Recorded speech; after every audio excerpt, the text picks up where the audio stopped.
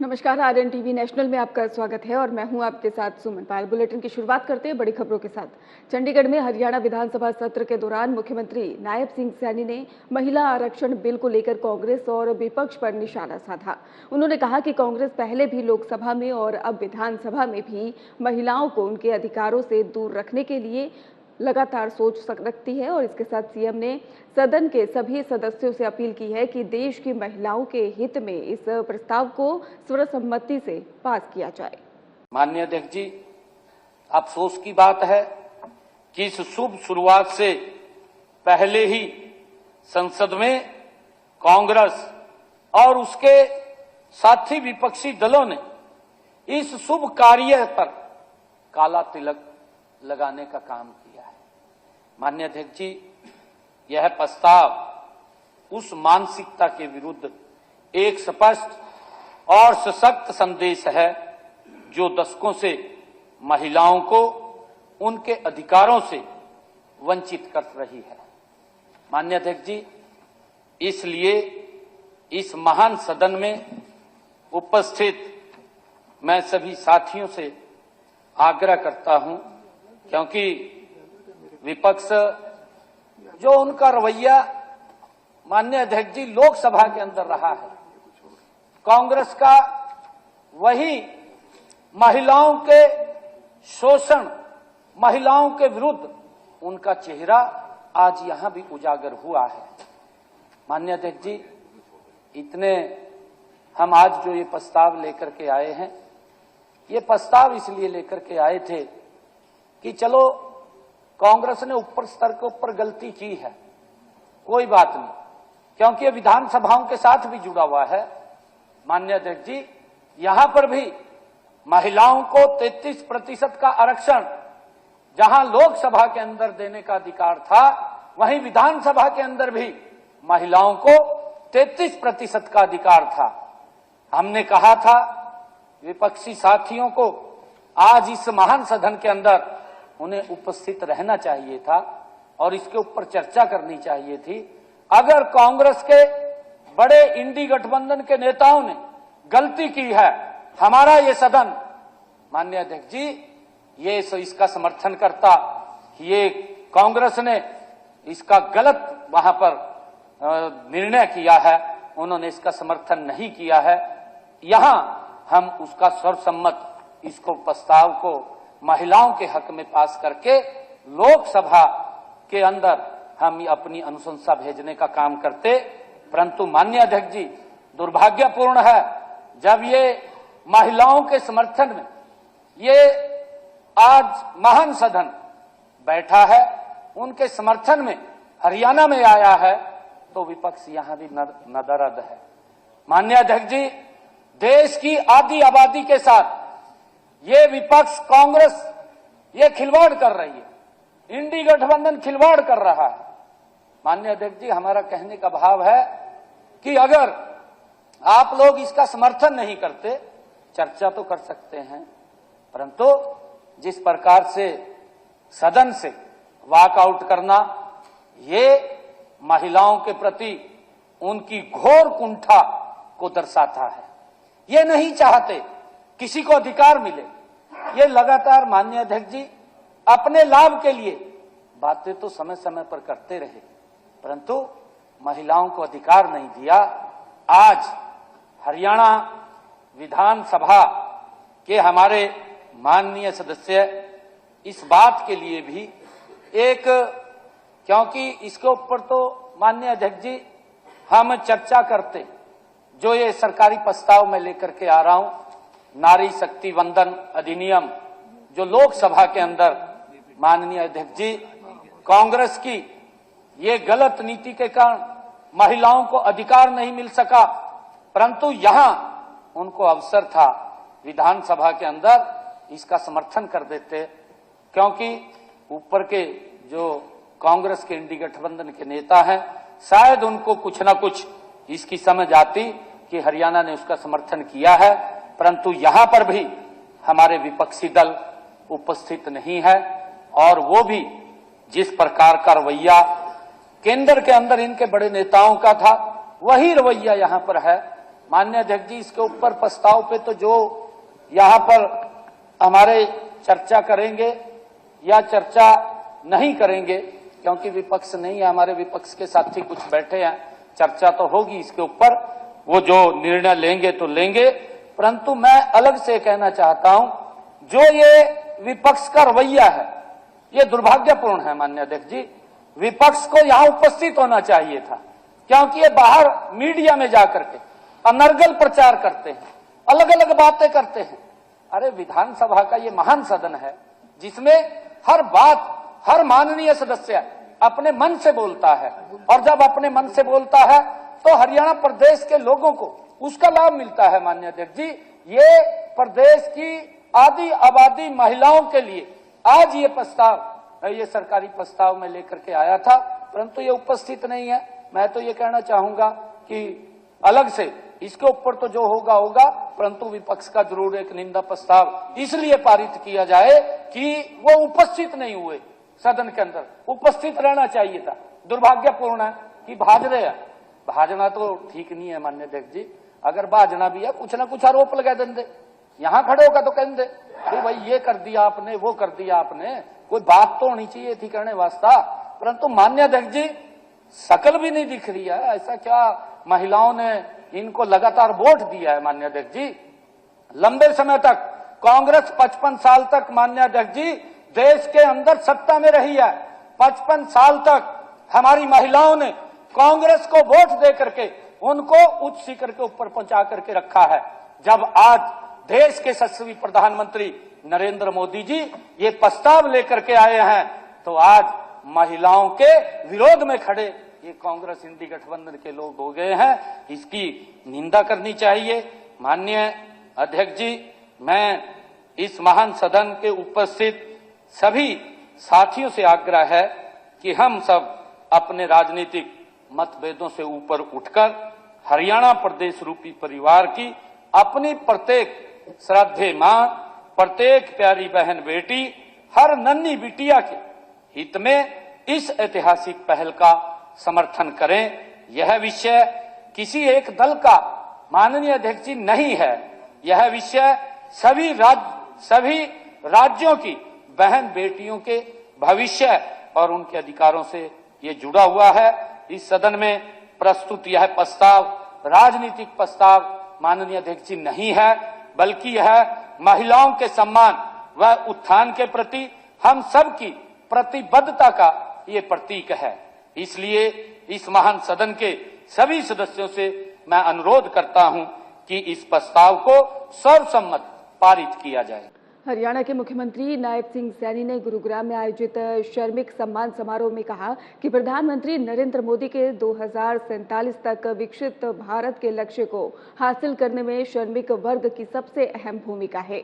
उन्होंने ऑटो चालकों और ड्राइवरों के लिए सामाजिक सुरक्षा बोर्ड बनाने की घोषणा की और बताया कि न्यूनतम वेतन बढ़ाकर 19,425 रुपए किया गया है और साथ ही 34,000 से अधिक श्रमिकों को डीबीटी के जरिए 40 करोड़ रुपए की सहायता राशि भी जारी की गई।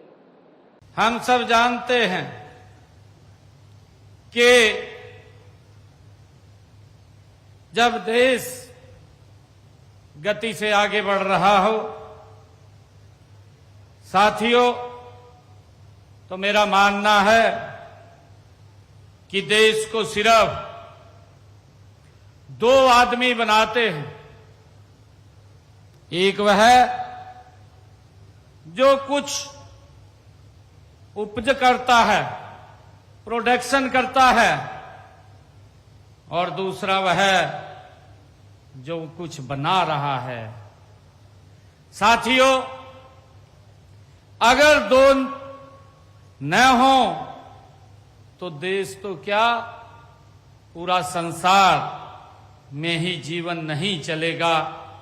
और आप दोनों मेरे सामने यहां बैठे हैं, जो उपज भी कर रहे हैं, जो कुछ ना कुछ बना रहे हैं और देश को गति से आगे बढ़ा रहे हैं।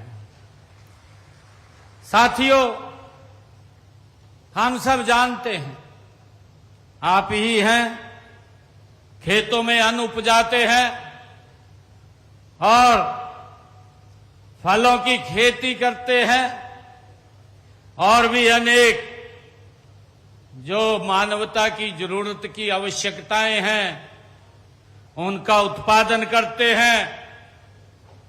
और साथियों, सब में आपकी मेहनत की वो खुशबू झलकती है। इन उपजों से जो चीजें बनाई जाती हैं साथियों, वो भी हमारे श्रमिक भाई बहनों के कौशल का ये उसका कमाल है। साथियों, यही नहीं, जब बनाने की बात आती है तो इसमें देश के किसी घर में चल रहे सूक्ष्म उद्योग से लेकर बड़े बड़े कारखाने आपने ही बनाए हैं और उसमें जो कुछ बनता है वह आप ही बना रहे हैं। आप ही वो साथियों श्रमजीवी हैं जो खदानों से धातुएं और खनिज निकालते हैं। साथियों, ज्यादा विस्तार से मैं बात नहीं करूंगा। बात का निचोड़ यह है कि उपजाने और बनाने का काम साथियों आप करते रहे हैं, इसलिए आपको राष्ट्र निर्माता कहा गया है। साथियों, मुझे खुशी है कि जब देश को सोने की चिड़िया कहा जाता था तो उसे बनाने में भी आपके कौशल और मेहनत का योगदान होता था। और अब जब देश के यशस्वी प्रधानमंत्री आदरणीय नरेंद्र मोदी जी ने 2047 तक विकसित भारत बनाने का साथियों उन्होंने लक्ष्य रखा है, तो इस लक्ष्य की प्राप्ति का भार भी साथियों आपके मजबूत कंधों पर है। साथियों, आपकी मेहनत हर देश व प्रदेश की अर्थव्यवस्था की साथियों प्रगति का आधार है। भूमि, श्रम, पूंजी तथा उद्यमिता ये ऐसे 4 स्तंभ हैं जिन पर हर देश की अर्थव्यवस्था टिकी होती है। साथियों, इसमें से दूसरा स्तंभ श्रम सबसे महत्वपूर्ण है। मित्रों, हमारी संस्कृति भी हमें श्रम जयते की बात सिखाती है। यह सत्यमेव जयते की तर्ज पर साथियों बना है। आपकी मेहनत का महत्व है। साथियों, इससे स्पष्ट होता है कि जिस तरह सत्य की जीत है उसी तरह श्रम की भी साथियों जीत है। साथियों, स्वामी विवेकानंद जी ने अपनी वाणी में कहा है कि श्रम ही जीवन है। जिस समाज में श्रम को महत्व नहीं मिलता वह जल्द ही नष्ट हो जाता है, ये स्वामी विवेकानंद जी ने कहा है। साथियों, आप देश की आधी से ज्यादा आबादी में काम करते हैं। जरा इसके ऊपर विचार कीजिए। इतनी बड़ी जनसंख्या यदि खुशहाल नहीं होगी तो क्या देश खुशहाल हो सकता है? क्या विकसित भारत बन सकता है? साथियों, इसलिए राष्ट्र के प्रति आपके योगदान का सम्मान करते हुए सरकार का फर्ज है कि आपकी खुशहाली का साथियों ध्यान रखा जाए। अंबाला में ऊर्जा मंत्री अनिल विज ने संगत सेवा फ्री वैन और लंगर सेवा वैन की शुरुआत की। उन्होंने कैपिटल चौक से वैन को हरी झंडी दिखाकर रवाना किया और खुद लंगर भी परोसा। और इस सेवा के तहत श्रद्धालुओं को गुरुद्वारे तक मुफ्त यात्रा और जरूरतमंदों को शहर के कई स्थानों पर निःशुल्क लंगर उपलब्ध कराया जाएगा।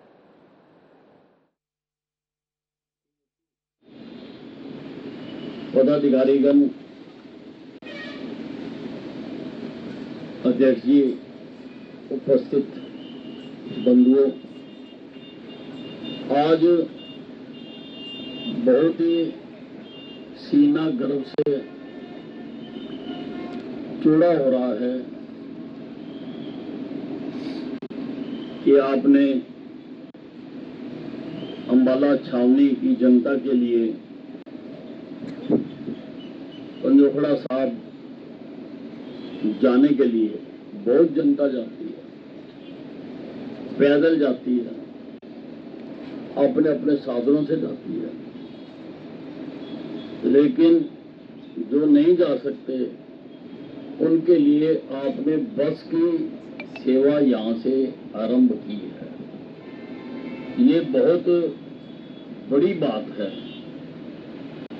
और इसके साथ ही लंगर के लिए भी एक वाहन शुरू किया जा रहा है आज, जिसमें लंगर की सेवा की जाए। अपने तन मन को धोने के लिए किसी साबुन या किसी पानी की जरूरत नहीं होती है। सेवा से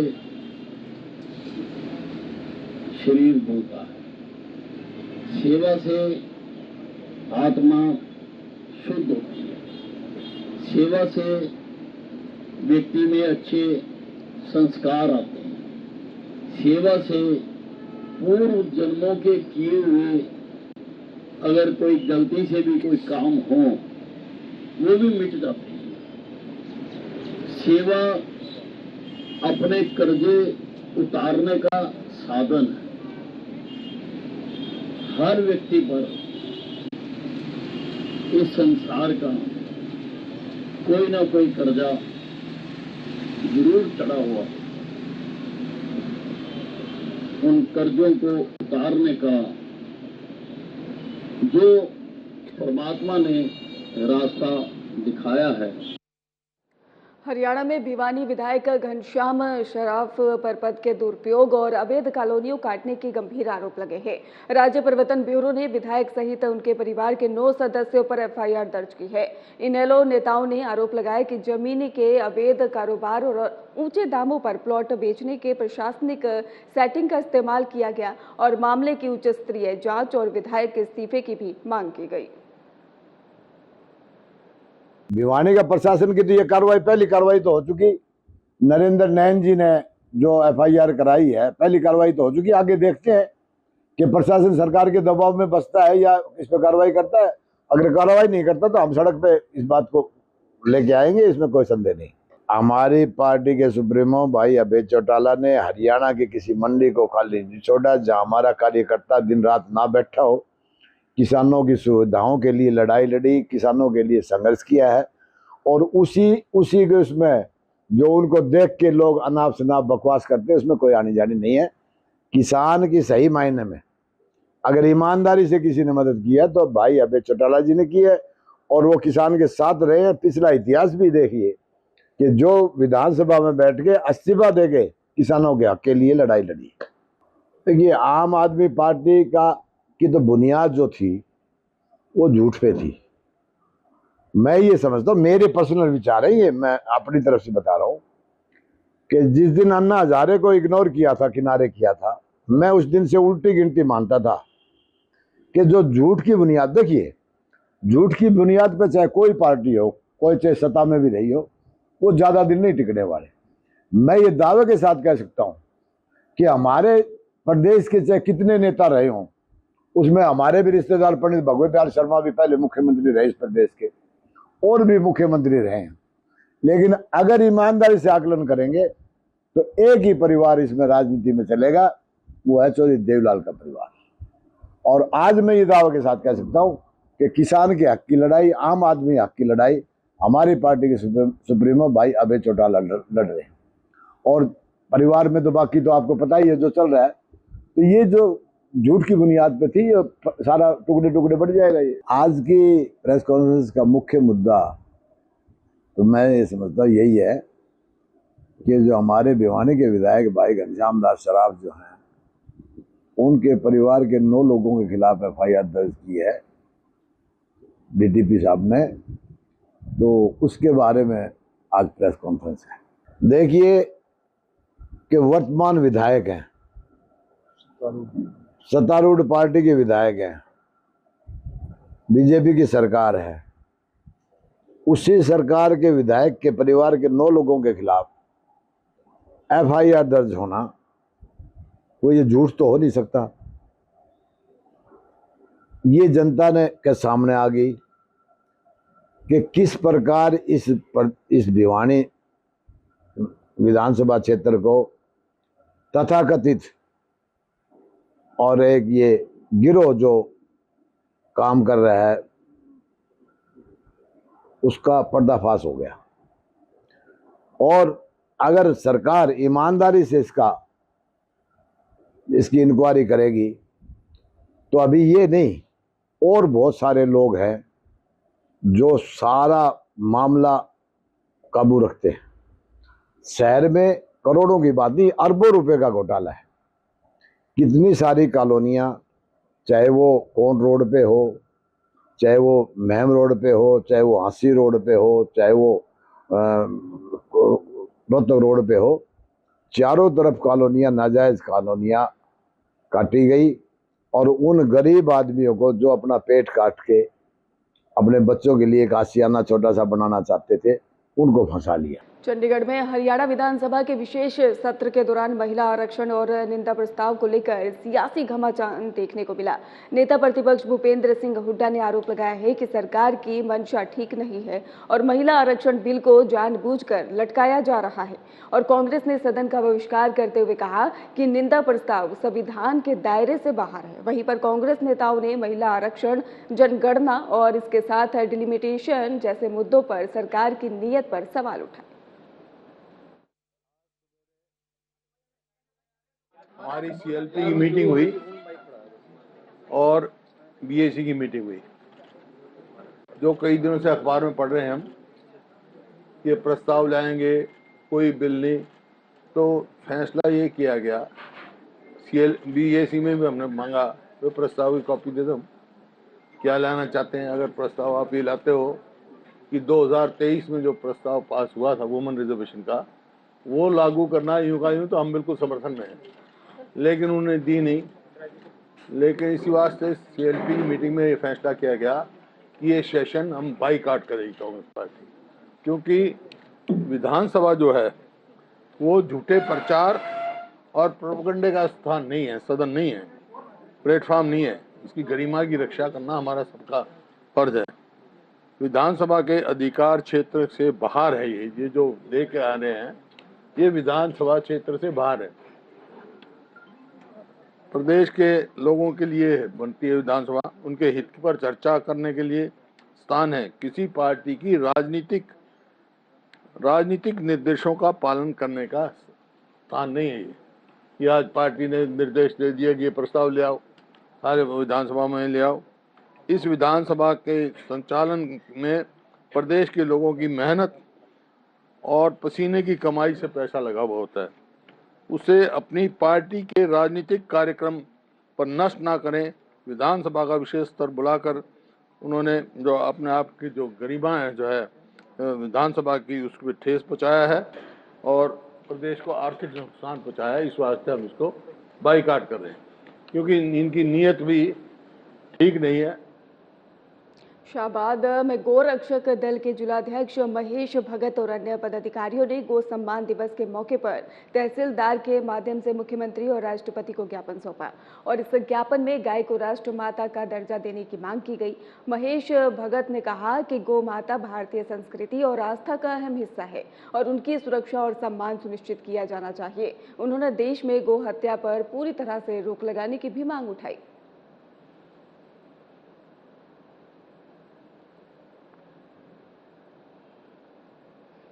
हरियाणा के पानीपत में कई हिंदू संगठनों और गो भक्तों ने गाय को राष्ट्र माता का दर्जा देने और गो हत्या पर रोक लगाने की मांग को लेकर प्रदर्शन किया। प्रदर्शनकारियों ने शहर में जुलूस निकालकर जिला सचिवालय तक मार्च किया और राज्यपाल के नाम ज्ञापन भी सौंपा। ज्ञापन में गो हत्या बंद करने और इसके साथ स्लोटर हाउस पर रोक लगाने और सख्त कानून बनाने की मांग की गई। गो भक्तों ने इसको लेकर लगातार मांग की है।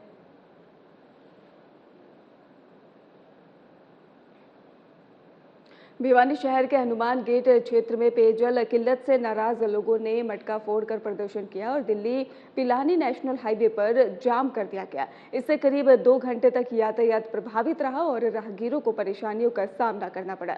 लोगों का आरोप है कि लंबे समय से पानी की समस्या बनी हुई है, लेकिन प्रशासन ध्यान नहीं दे रहा। बाद में पुलिस और पब्लिक हेल्थ विभाग के अधिकारियों ने मौके पर पहुंचकर लोगों को समझाया और जाम खुलवाया।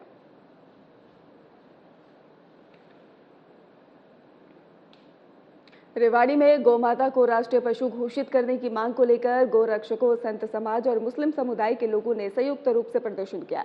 प्रदर्शनकारियों ने जिला उपायुक्त के माध्यम से ही प्रधानमंत्री के नाम ज्ञापन सौंपते हुए गोकशी और कड़े कानून बनाने और दोषियों को फांसी या फिर आजीवन कारावास की सजा देने की भी मांग की।